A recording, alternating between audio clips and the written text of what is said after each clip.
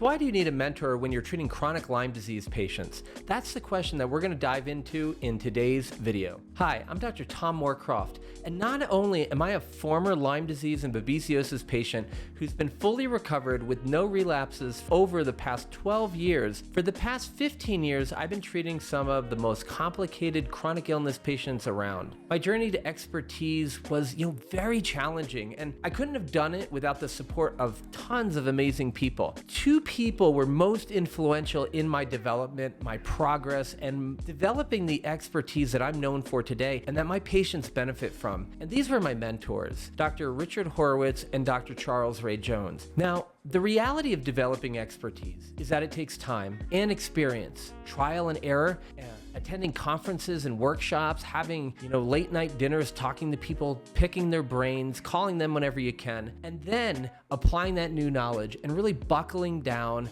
and doing the hard work. However, this learning curve can be significantly decreased when you have a mentor. And that's exactly what I experienced. You see, a mentor can guide you through complicated questions, share their experiences, and rather than you having to recreate the wheel all on your own, you can stand on your mentor's shoulders and go to that next level much, much more easily. And this means that the field moves forward, and most importantly, patients get better more quickly. In my professional development, I experienced firsthand the benefits of mentorship, which in turn meant that my patients got better care, and they got that care much sooner in my career than they would have otherwise. I saved them tons of money, and my confidence grew much more quickly than if I didn't have a mentor. So today, I want to discuss the top 6 reasons why you need a mentor if you're treating patients with chronic Lyme disease and other tick-borne infections. Number 1 on our list is Diagnostic Mastery. This is one of the most important things in medicine, is getting the diagnosis correct, right? Treatment is often much, much easier if you actually know what the heck you're treating, And given the broad spectrums of symptoms that you get with chronic Lyme disease and that it mimics so many different things, they've called Lyme disease the next great imitator. So it's so important that accurate diagnosis is achieved. But the reality is these days, it's a formidable challenge, and that's where a mentor comes in. Seasoned in navigating these complexities, they can sharpen your diagnostic acumen actually relatively quickly. And this includes refining your skills and identifying the subtle symptom patterns, like when your patient doesn't present with those classic symptoms, the ones that we were all taught in school, yet when we go out and see people. I remember the other day I did a post about the classic presenting symptoms of acute Lyme disease that nobody should miss. And I got many comments like, I never had that. And instead of a swollen knee or a swollen elbow, I had a swollen ankle, and nobody even thought about Lyme, right? So when they don't present with those classic symptoms that we're all taught to memorize, mastering the diagnosis can be really challenging. And the other aspect of this is mastering the interpretation of these intricate diagnostic tests. This is key, seeing as how there was an in-depth review of the medical literature by Stricker and Johnson, where they revealed that that's two-tiered standard approach to Lyme disease testing that's recommended by pretty much everybody in the medical field is only 56% sensitive. Said another way, that means that 44% of true positives are missed. And that's just abysmal, right? Learning how to master the interpretation of these lab tests ensures a more accurate diagnosis. And this makes finding out what the true diagnosis is quicker and more cost-effective, so that you can start helping your patient get on the road to recovery sooner and ensure that they experience the best results because you have the most accurate diagnosis possible. So number 2 on our top 6 is comprehensive treatment approaches. The management of chronic Lyme disease demands an integrative treatment strategy, and a mentor's expertise can illuminate the pathway to crafting these effective treatment plans. The guidance that I received from my mentors encompassed navigating antibiotic and herbal treatment strategies, innovative symptom management techniques, and tackling co-infections or other complications so that you can truly tailor a patient-centric approach. It could literally save you years, if not decades, of trial and error, which makes your life easier and it helps your patients get their health back much more quickly. So number 3 is staying informed.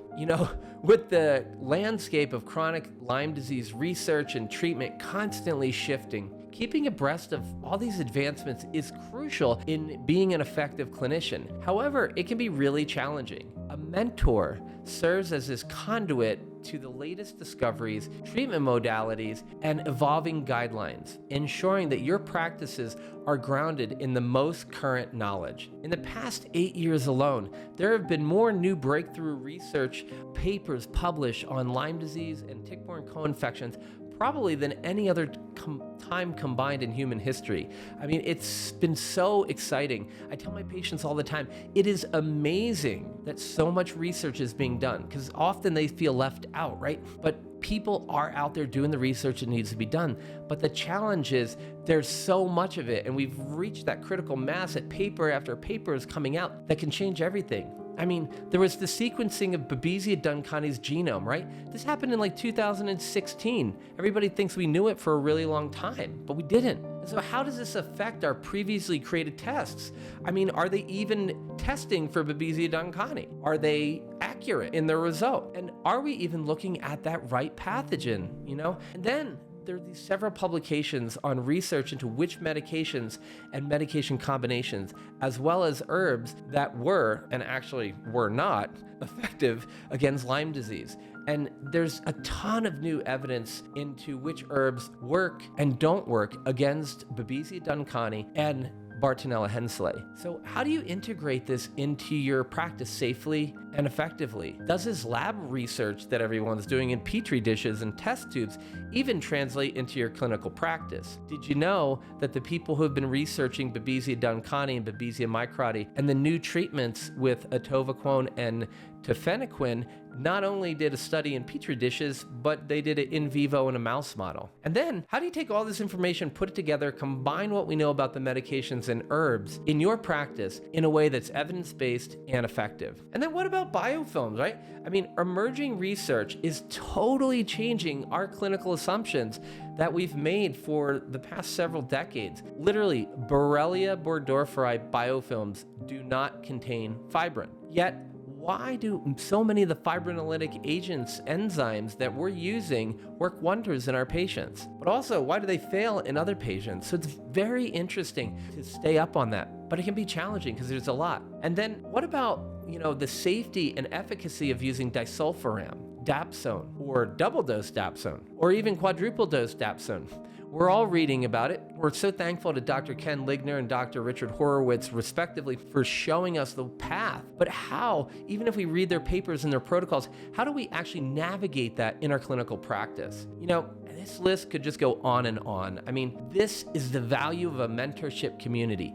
Keeping up with all the latest research and clinical applications in a place where it's just summarized for you, saving you the time and the effort, creating a better work-life balance, and creating greater clinical results. And after all, isn't that why we got into medicine, is to help people get better? And number 4 on our list is community. The intricate nature of chronic Lyme disease treatment benefits greatly from a collaborative approach. And through a mentorship community, you gain access to a broad community of specialists in your field. And each person is at a different level of expertise, and they have different clinical experience and personal experience that really enriches your learning experience, helping you develop expertise much, much more quickly, because you can see and hear about other patients tons more than you can see in a day, rather than seeing 8, 10, or 20 patients a day. Maybe you have the clinical experience of 100 or 200 patients coming through your practice, as you're benefiting from the experience of others and also sharing with them.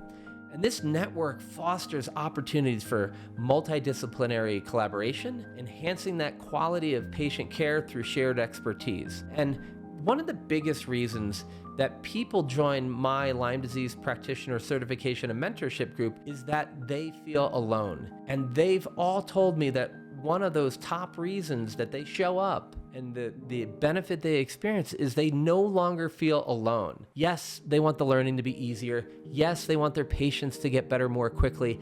And yes, they're sick and tired of feeling alone, uncertain, and even scared. right? So before we go on to number 5 and number 6 on our list, I just want you to know that I created the Lyme Disease Practitioner Certification and Mentorship Program to address all 6 of these reasons that you need a mentor when you're treating chronic Lyme disease patients. And not only that, because I know how great it feels to not feel alone any longer, the Lyme Disease Practitioner Certification and Mentorship Program also includes a 24/7, 365 online component where we have a community support group, which means that you not only get all of your tick-borne illness diagnosis and treatment questions answered in near real time, it means that you always have the support of a community of practitioners just like you. So you never need to feel like you're alone ever again. If you're interested, check out the link in the description below for more information about the Lyme Disease Practitioner Certification and Mentorship Program. And now for our number 5 reason that you need a mentor treating chronic Lyme disease patients. Number 5, emotional resilience. You know, the prolonged journey of so many of our patients with chronic Lyme disease, coupled